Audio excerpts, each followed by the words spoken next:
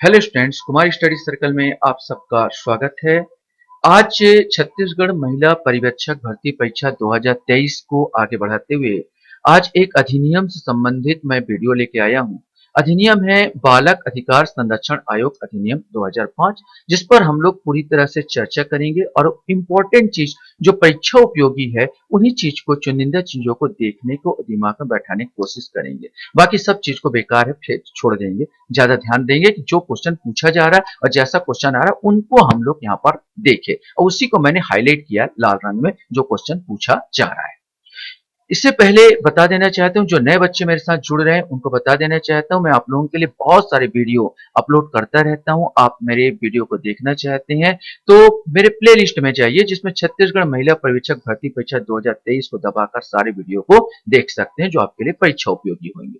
तो चलिए एक एक करके हम लोग इसको देखने की कोशिश करते हैं। तो आज हमारा अधिनियम का नाम है बालक अधिकार संरक्षण आयोग अधिनियम 2005। ये आयोग की बात कर रहा है, एक आयोग की गठन की बात कर रहा है। तो किस प्रकार का आयोग होगा? तो बालक अधिकारों का संरक्षण के लिए अधिनियम। कैसा आयोग होगा? तो आयोग बालक अधिकारों के किसमें संरक्षण के लिए होगा। सिंपल सी बात। भारत में 1990 में संयुक्त राष्ट्र महासभा के शिखर सम्मेलन में भाग लिया था, जिसने बालक के जीवित रहने, संरक्षण और विकास के संबंध में एक घोषणा का अधिकार किया या अंगीकार किया, और भारत ने 11 दिसंबर 1992 को हुए बालक अधिकार संबंधी अधिसमय बालक अधिकार अधिसमय को स्वीकार कर लिया। अर्थात ये क्या हो गया? अंतर्राष्ट्रीय संधि बन गई। एक बार क्वेश्चन ने पूछा है कि बालक अधिकार संरक्षण आयोग किस प्रकार बना है। ये अंतर्राष्ट्रीय संधि, ये अंतर्राष्ट्रीय जितने संयुक्त राष्ट्र संघ में सदस्य देश है जिन्होंने संधि में हस्ताक्षर किए हैं, उनको अपने यहाँ पर इस प्रकार के बालकों का संरक्षण के लिए नियम लागू करना ही था। इसके तहत भारत ने बनाया है ये आयोग को। तो ये कैसा संधि है? अंतर्राष्ट्रीय संधि। भारत गणराज्य के कौन से वर्ष में? 56वें वर्ष में संसद द्वारा निम्नलिखित रूप में अधिनियमित किया गया।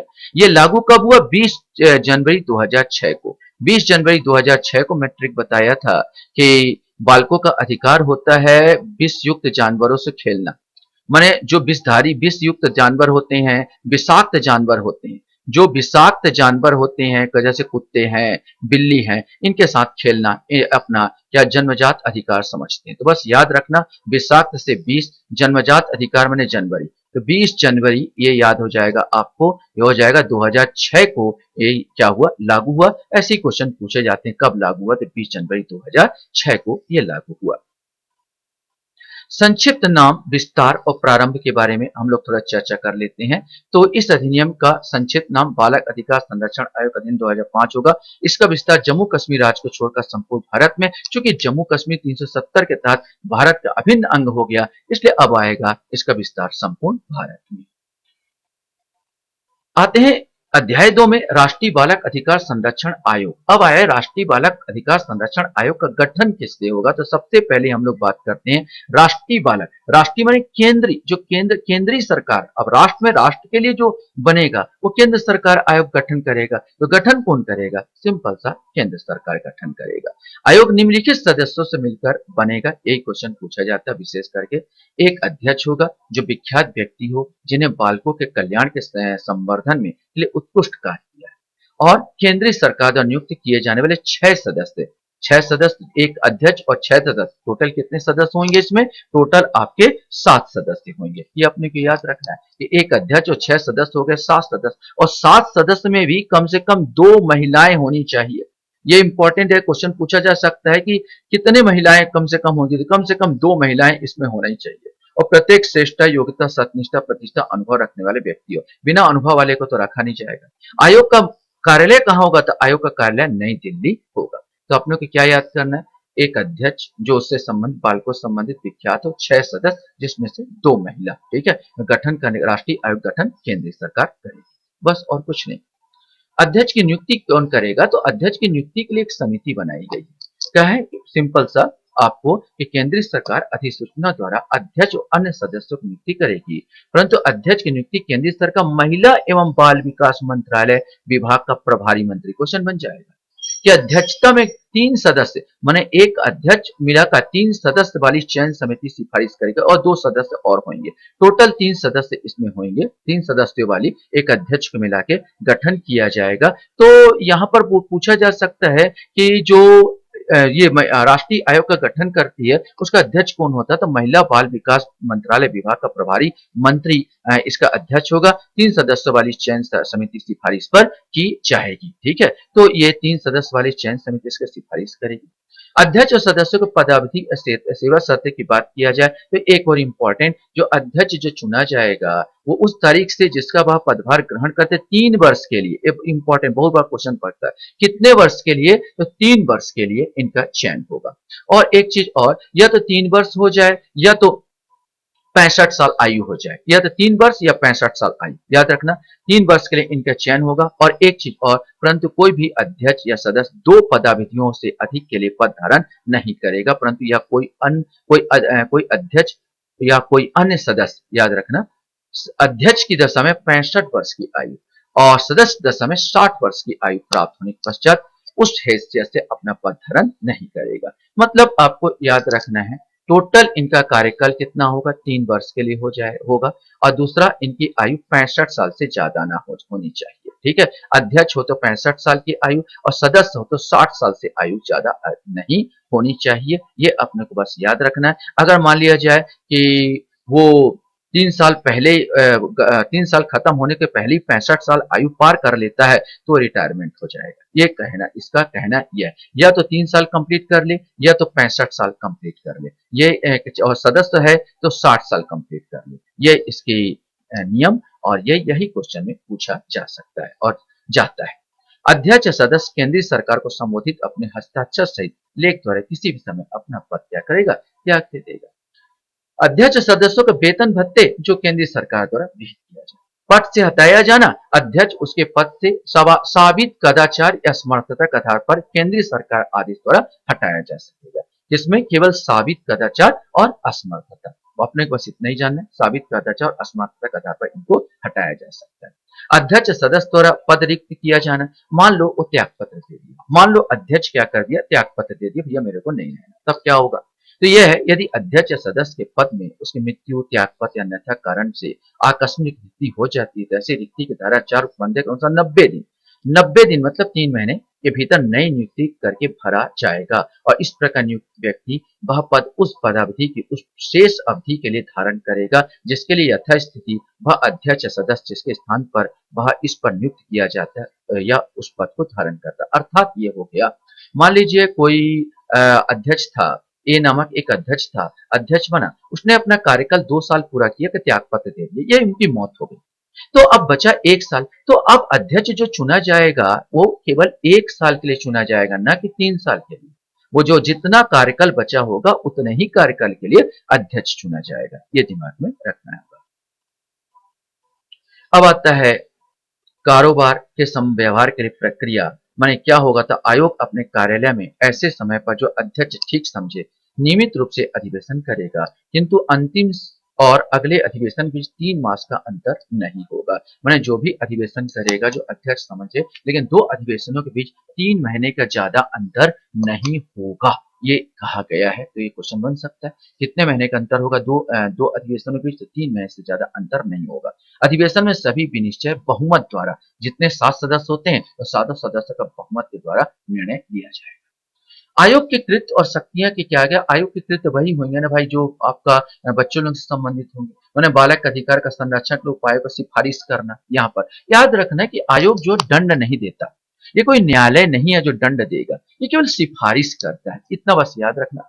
केंद्रीय सरकार के वार्षिक रूप से रक्षोपाय कार्यकारण रिपोर्ट प्रस्तुत करना, उन सभी पहलुओं की परीक्षा करना जो आतंकवाद, सांप्रदायिक हिंसा, दंगे, प्राकृतिक आपदा, घरेलू हिंसा, HIV एड्स, अवैध व्यापार, दुर्व्यवहार, उत्पीड़न, शोषण, अश्लील साहित्य और वेश्यावृत्ति से प्रभावित बालक अधिकारों के उपयोग को रोकता है और समुचित उपचारिक उपायों को सिफारिश करता है।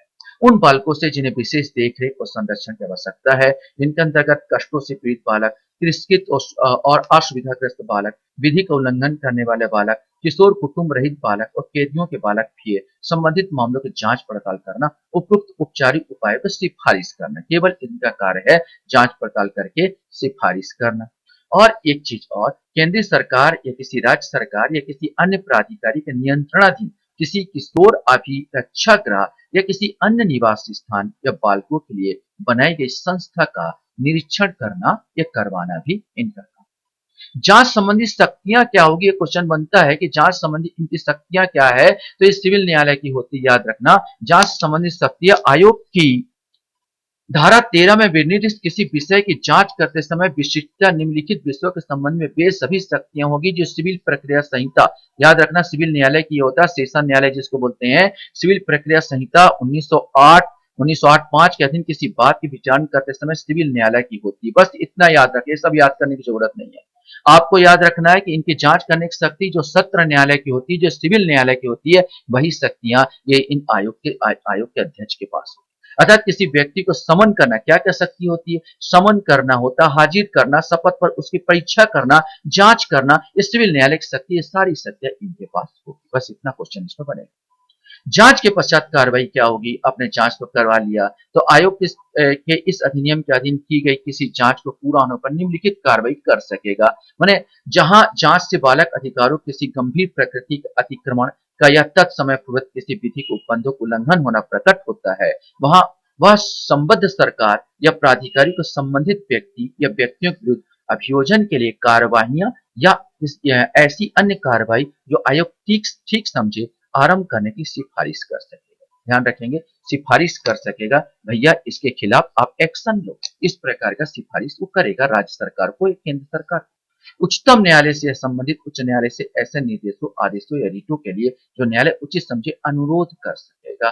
भाई यहाँ इसके अलावा पीड़ित व्यक्ति उसका कुटुंब के सदस्य को ऐसी तत्काल अंतरिम सहायता मंजूर करने जो आयोग उचित समझे संबद्ध सरकारी प्राधिकारी को सिफारिश कर सकेगा कि भैया इतना रुपए का इसका क्या कर दो, सहायता कर। तो ये आयोग के कार्य। आयोग के वार्षिक रिपोर्ट जो होगा वो सौंपता है केंद्र सरकार का, आयोग का केंद्रीय सरकार तो केंद्र सरकार को सौंपेगा।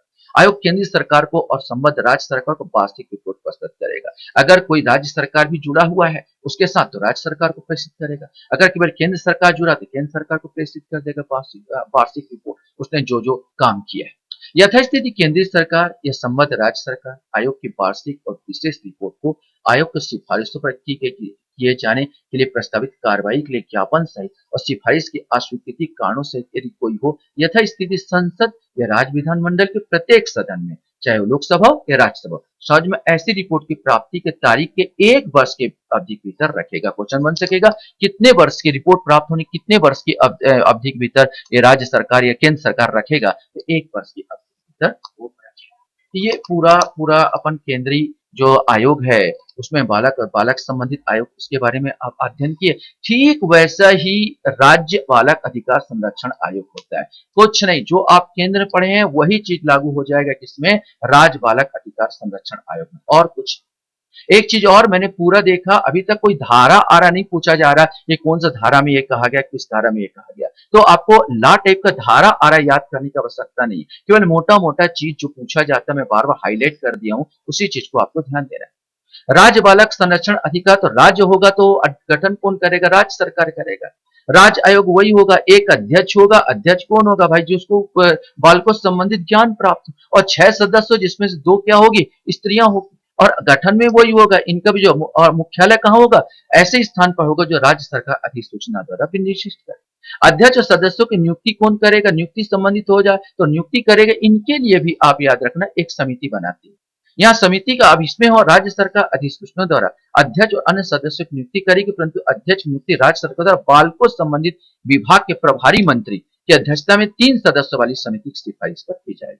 मैंने जो भी अध्यक्ष की नियुक्ति करता है तो बालक संबंधित विभाग का प्रभारी मंत्री उसका अध्यक्ष होगा उस समिति का, और 2 सदस्य और होंगे, टोटल 3 सदस्य मिलकर उसका नियुक्ति करेंगे। यहाँ पर चीज है, पूरा शर्तें वही है, अगर अध्यक्ष नियुक्त हो गया तो कितने वर्ष के लिए, 3 वर्ष की अवधि के लिए पद धारण करेगा। 3 वर्ष की अवधि जो भी पहले हो, या तो 65 वर्ष पहले हो जाए, अध्यक्ष है तो 65 वर्ष से ज्यादा नहीं होना चाहिए, जो भी पहले हो जाए, और सदस्य है तो 60 वर्ष से ज्यादा नहीं होना चाहिए। प्राप्त होने के पश्चात हैसियत अपना पद धारण नहीं करेगा। और अगर हस्ताक्षर करना तो भाई हस्ताक्षर का पद त्याग करना है तो हस्ताक्षर सहित लेख द्वारा किसी समय पद त्याग कर सकता है। राज्य सरकार को क्या करेगा, राज्य सरकार को संबोधित करते हुए पद त्याग कर सकता है। वेतन और भत्ते जो राज्य सरकार उचित समझे, सिंपल सा, राज्य सरकार द्वारा विहित किया जाए वही वेतन और भत्ते। राज्य आयोग का वार्षिक रिपोर्ट भी ठीक उसी प्रकार होगी जो केंद्रीय आयोग की होती है, अतः राज्य आयोग राज्य सरकार को वार्षिक रिपोर्ट प्रस्तुत करेगा और राज्य सरकार सभी रिपोर्टों को सदन में समक्ष रखेगा। चाहे वो विधानसभा, अगर विधान परिषद है विधान परिषद तो विधानसभा दोनों में रखेगा, अगर विधानसभा भाषा तो विधानसभा में रखेगा। जो पूरा राष्ट्रीय आयोग का है ठीक उसी प्रकार राज्य आयोग का भी होता है। राष्ट्रीय बाल अधिकार संरक्षण आयोग संबंधित कतिपय उपबंधों को राज्य आयोग को लागू होना। अब यहाँ पर कुछ है, बालक न्यायालय अध्याय 5 में बालक न्यायालय के बारे में बात किया गया। अब इससे संबंधित बालक न्यायालय की बात करेगा तो याद रखना ये जो बालक न्यायालय गठन कौन करेगा, ये क्वेश्चन पूछा है, राज्य सरकार का। अब केंद्र सरकार नहीं करना है, बालक न्यायालय गठन कौन करेगा, राज्य सरकार करेगा, ये अधिकार है, क्योंकि ये केंद्र में तो यहाँ तो राज्य सरकार को होगा, राज्यों में होगा, तो राज्य सरकार बालक विरुद्ध अपराधों या बालक अधिकारों के अतिक्रमण के अपराधों का त्वरित विचारण करने को बंद करने के प्रयोजन के लिए उच्च न्यायालय के मुख्य न्यायमूर्ति की सहमति से क्वेश्चन बन सकेगा। किसकी सहमति लेना आवश्यक है इसमें, तो उच्च न्यायालय के मुख्य न्यायमूर्ति, ये याद रखना, ये वाला पॉइंट को, उच्च न्यायालय के मुख्य न्यायमूर्ति की सहमति से अधिसूचना द्वारा उक्त अपराधों का विचारण करने के लिए राज्य में कम से कम एक न्यायालय को या प्रत्येक जिले में किसी सेशन न्यायालय को बालक न्यायालय को निर्दिष्ट कर सकेगा। या तो प्रत्येक जिले में, जैसे हमारे पास 33 जिले तो 33 तो हमारा बालक न्यायालय बन सकता है, या हमारा हाईकोर्ट अपना बिलासपुर में तो एक हाईकोर्ट में अपना एक बालक न्यायालय बन सकता है। यहाँ पर राज्य सरकार की इच्छा है, यहाँ पर चीजों में हाईकोर्ट अगर 33 में तो संभव नहीं होता, 33 में बना दे, अगर बनाना है कुछ जिलों में बनाना है तो सेशन न्यायालय को बालक न्यायालय को निर्दिष्ट किया जा सकता है। यहाँ पर क्वेश्चन बन सकता है किस न्यायालय करेंगे, तो सेशन न्यायालय को बाल न्यायालय के रूप में निर्दिष्ट किया जा सकता है। विशेष लोक अभियोजक वास्तव में सरकारी वकील होता है जो कि सरकार के लिए सरकार का वकील होता है और बच्चे के लिए, बच्चे के हित के लिए लड़ाई करता है, माने अपना पक्ष रखता है, तो उसको बोलते हैं विशेष लोक अभियोजक।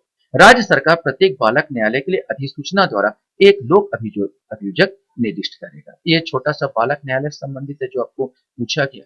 केंद्रीय सरकार द्वारा निर्देश, अब आएगा केंद्रीय सरकार का अगर निर्देश हो, यदि केंद्रीय सरकार और आयोग के बीच इस बारे में कोई विवाद उत्पन्न होता हो, आयोग मतलब केंद्रीय आयोग अगर होगा, केंद्र का आयोग और केंद्र सरकार के बीच विवाद हो गया, केंद्रीय बालक अधिकार संरक्षण आयोग बना है उसके बीच और केंद्र सरकार के बीच मान लो वो हो गया विवाद है, कुछ उनका मत नहीं बैठ रहा केंद्र सरकार का वही में मत, तो केंद्र सरकार दिशा निर्देश दे सकती है। यदि केंद्रीय सरकार और आयोग के बीच इस बारे में कोई विवाद उत्पन्न होता है कि कोई प्रश्न राष्ट्रीय प्रयोजन से संबंधित नीति विषयक प्रश्न है या नहीं, तो उस पर केंद्रीय सरकार का भी निश्चय अंतिम होगा। क्वेश्चन बन सकता है किसका भी निश्चय अंतिम होगा, सुप्रीम कोर्ट का या हाई कोर्ट का या आयोग का या केंद्रीय सरकार का, तो केंद्रीय सरकार का भी निश्चय क्या होगा, अंतिम होगा। इस प्रकार हम यहाँ देखते हैं कि अंतर्गत वह आयोग जरूर बनाया गया लेकिन हावी कौन हो रहा, केंद्रीय सरकार ही इस पर हावी हो रहा है, तो आयोग अपना रिपोर्ट बेचारा केंद्रीय सरकार के अनुसार ही तो देना पड़ जाएगा उसको। केंद्रीय सरकार को नियम बनाने की शक्ति भी दे दिया गया, या उस आयोग से संबंधित जो नियम बनाएगा वो केंद्रीय सरकार बनाएगा। इस अधिनियम के अधीन बनाया गया प्रत्येक नियम बनाए जाने के पश्चात यथाशीघ्र प्रत्येक सदन समझ जब वह सत्र में हो कुल 30 दिन के की अवधि के भीतर रखा जाएगा। जब भी केंद्र सरकार नियम बनाएगी आयोग संबंधित, उसको 30 दिन के अंदर जब भी सत्र चल रहा होगा उसमें लोकसभा या राज्यसभा का, वहां पर रखना अनिवार्य होगा। अब राज्य सरकार ठीक जिस प्रकार केंद्रीय सरकार को अधिकार है नियम बनाने का, ठीक उसी प्रकार राज्य आयोग संबंधित राज्य सरकार को नियम बनाने का अधिकार दिया जाता है। राज्य सरकार इस अधिनियम को उपबंधों को कार्यान्वित करने के लिए नियम अधिसूचना द्वारा बना सकेगी। सिंपल सा, इस अधिनियम के अधीन राज्य सरकार द्वारा बनाया गया प्रत्येक नियम बनाए जाने के पश्चात यथाशीघ्र राज्य विधानमंडल जहां उसके 2 सदन है प्रत्येक सदन के समक्ष, या जहां ऐसे राज्य विधानमंडल के 1 सदन है उस सदन के समक्ष रखा जाएगा।